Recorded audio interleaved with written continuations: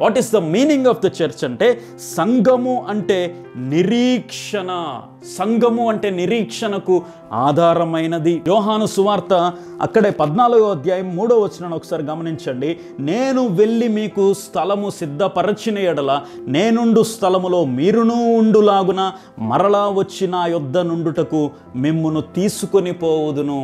చూడండి, ఎంత నిరీక్షణతో కూడినటువంటి మాట. నేను మరలా వచ్చి మిమ్మల్ని తీసుకుని వెళ్తాను. మన కోసం యేసు ప్రభువు 2000 సంవత్సరాల క్రితం ఈ లోకానికి వచ్చి మనందరి యొక్క పాపాలు తుడిచివేయటం కోసం, అందరి యొక్క పాపాలు క్షమించబడటం కోసం ఆయనే శరీర మాంసములను ధరించుకొని శరీరధారిగా కృపా సత్య సంపూర్ణుడిగా 2000 సంవత్సరాల క్రితం యేసు ప్రభు వారి లోకానికి వచ్చి ప్రపంచంలో ఉన్నటువంటి ప్రతి మనిషి కూడా పాపము నుంచి విడుదల పొందాలి అనేటువంటి ఏకైక ఉద్దేశంతో ఆయన దిగి వచ్చి సిలువలో రక్తాన్ని కార్చి తన యొక్క శరీరాన్ని నలగగొట్టుకొని సమాధి చేయబడి 3వ నాడు తిరిగి లేచాడు. సో యేసు ప్రభు వారు మొట్టమొదటిగా పాపాన్ని తుడిచివేయటానికి ఆయన ఈ లోకానికి వచ్చాడు. రెండవసారిగా కూడా ఆయన రాబోతున్నాడు. ఎందుకోసమనంటే తన సంఘమును తనతో పాటుగా తీసుకుని వెళ్ళటానికి, తన సంఘమును తనతో పాటుగా ఎత్తుకొని పోవటానికి యేసు ప్రభు వారు రెండవసారి the second advent of lord Jesus Christ will happen.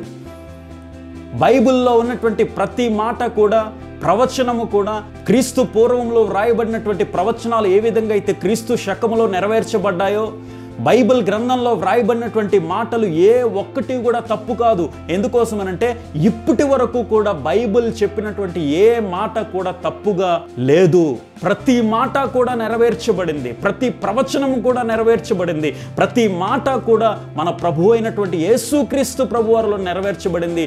అలాగే ప్రస్తుత కాలపు ఈ యొక్క యుగాంతంలో కూడా, ప్రస్తుత కాలపు ప్రపంచంలో కూడా, సమకాలీన ప్రపంచంలో కూడా బైబిల్ చెప్పినటువంటి మాటలు ప్రతి ఒక్కటి కూడా నెరవేర్చబడుతున్నాయి.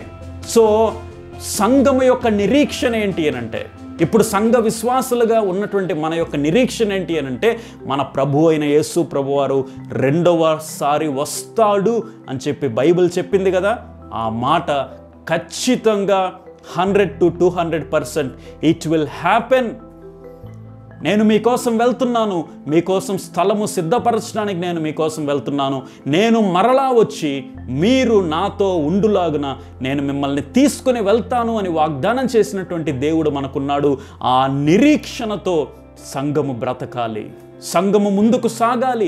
ఆ నిరీక్షణతో సంఘం ఎప్పుడైతే విశ్వాసంలో అభివృద్ధి పొందుచు ముందుకు సాగుతూ యేసు ప్రభు వారు వస్తారు, ఆయన ఆ మాట చెప్పాడు.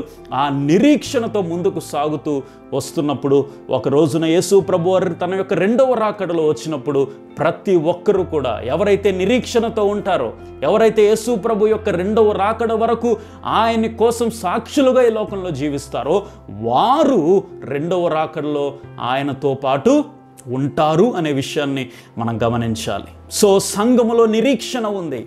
సంఘము యొక్క భవిష్యత్తు యేసు ప్రభు వారి చేతిలో ఉంది. సంఘానికి ఒక భవిష్యత్తు ఉంది, సంఘానికి ఒక నిరీక్షణ ఉంది. ఏదో నిరీక్షణ లేకుండానో, లేకపోతే ఏదో ప్రతి ఆదివారం జరగాలి కదా అని జరగటంగానో, లేకపోతే భవిష్యత్తు మీద ఆశ లేకుండానో, లేకపోతే ఏ ఉద్దేశాలు లేకుండానో, ఒక విజన్ లేకుండా, ఒక మిషన్ లేకుండా ఏదో జరుగుతుందో జరగదో అనేటువంటి ఒక మీమాంస ధోరణి సంఘములో లేదు. కానీ ఒక విశ్వాసం ఉంది, సంఘానికి ఒక నిరీక్షణ ఉంది. ఆ నిరీక్షణ అంటే ఏంటి అనంటే మన ప్రభు అయిన యేసు ప్రభువారు రెండవసారి ఆయన రాబోతూ ఉన్నాడు. ఆ రెండవసారి వచ్చినప్పుడు నీవు నేను కూడా ఆయనతో కూడా కలిసి ఉండటానికి మనందరం కూడా సిద్ధపడాలి, మెలకువగా ఉండి ప్రార్థన చేయాలి. ఆ రాకడ వరకు కూడా విశ్వాసములో స్థిరపడి సిద్ధపడాల్సినటువంటి అవసరత మనందరికీ కూడా ఉంది. ఆ బాధ్యత మనకుంది, ఆ నిరీక్షణ కూడా మనకుంది. సో సంఘము అనగా నిరీక్షణ లేనిది కాదు, సంఘము అనగా భవిష్యత్తు మీద ఆశ లేనిది కాదు, సంఘము అనగా భవిష్యత్తు మీద ఒక ఊహలు ఉంది కాదు, వాస్తవాల మీద ఆధారపడింది సంఘము. ఒక గ్యారంటీ అనేది సంఘంలో కనిపిస్తుంది. ఆ గ్యారంటీ ఏంటి అంటే ఈ సంఘము సిద్ధపడుతుంది. యేసు ప్రభువు వారి యొక్క రాకడ కోసం మనందరం కూడా ఇప్పుడు సిద్ధపడతా ఉన్నాం. ప్రపంచంలో నివసిస్తున్నటువంటి సంఘ సభ్యులందరికీ కూడా ఒకే ఒక నిరీక్షణ, యేసు ప్రభువారు తిరిగి వస్తాడు అనేటువంటి ఒక నిరీక్షణతో సంఘం ఇప్పుడు ముందుకు సాగిపోతూ వెళ్తూ ఉంది అనే విషయాన్ని మనం గమనించాలి. There is hope in the church of God. సంఘములో నిరీక్షణ ఉంది, భవిష్యత్తు మీద ఒక ఆశ ఉంది. యేసు ప్రభువారు తిరిగి వస్తాడనేటువంటి ఆశ ఉంది. సో నీవు నేను కూడా విశ్వాసములో బలపడాలి, విశ్వాసంలో ఇంకా అభివృద్ధి చెందాలి. మనం యేసు ప్రభువారు రెండవసారి వచ్చు పర్యంతము కూడా మనము ఆయన యందు, ఆయన రక్షణ యందు నిలిచి ఉండాల్సినటువంటి బాధ్యత సంఘ సభ్యులుగా నీ మీద నా మీద కూడా ఉంది. సో 3 విషయాల్ని మనం గమనించాం. అసలు సంఘం అంటే ఏంటి?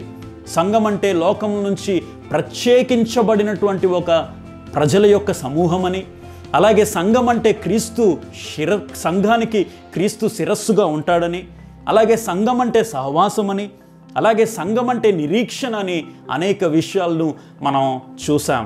ఈ రోజున మనలందరినీ కూడా బలపరిచినటువంటి ఇట్టి వాక్యము నీ నా హృదయాల్లో ఫలించటానికి, నీ నా హృదయాల్లో ఆలోచనను రేకెత్తించినందుకు దేవునికే కృతజ్ఞతలు తెలియజేస్తూ, ఈ వాక్యము ద్వారా సంఘము యొక్క విశిష్టత మీకు అర్థమైందని, సంఘం యొక్క విజన్, సంఘం యొక్క మీనింగ్ అనేది మీకు అర్థమైందని భావిస్తూ చిన్న ప్రార్థన చేసుకుంది మనం ముగించుకుందాం. పరిశుద్ధుడా, జీవం కలిగిన తండ్రి, లోకములో నుంచి వేరుపరిచి మమ్మల్ని సపరేట్ చేసి మమ్మల్ని సంఘములో సభ్యులుగా చేర్చినటువంటి విధానాన్ని బట్టి మీకు స్తోత్రములు. సంఘానికి క్రీస్తు శిరస్సు అని, సంఘం అంటే సహవాసం అని, సంఘం అంటే నిరీక్షణ అని ఎన్నో విషయాలు మీరు మాకు తెలియజేశారు. నిజమే తండ్రి, సంఘము అంటే అవగాహన లేనటువంటి ప్రజలు చాలామంది ఉన్నటువంటి ఈ పరిస్థితుల్లో నాయన నీవే కేంద్రీకృతముగా ఉన్నటువంటి సంఘానికి మేము బద్దులై జీవించడానికి మాకు విశ్వాసములో మీరే స్థిరపరచి బలపరచి మమ్మల్ని సంఘములో ఒక పాత్రలుగా, చిన్న పనిముట్లుగా మమ్మల్ని వాడుకోమని ప్రార్థన చేస్తున్నాం. తగ్గింపుదనము, వినయ విధేయతలు మాకు అనుగ్రహించండి తండ్రి. ఈ కార్యక్రమాన్ని అందరైతే వీక్షిస్తున్నారో నాయన విశ్వాసంలో వారందరినీ కూడా బలపరచమని ప్రార్థన చేస్తున్నాం. నాయన ఇట్టి సందేశాన్ని ఈ రోజున మాకు అందించినందుకు మీకే స్తోత్రాలు చెల్లిస్తూ యేసు క్రీస్తు ప్రభువారి శక్తిగల మహోన్నత మహిమాన్విత నామములో ప్రార్థించి స్తుతించి వేడుకుంటున్నాను తండ్రి. Amen, amen. థ్యాంక్స్ అండి. Thank you so much.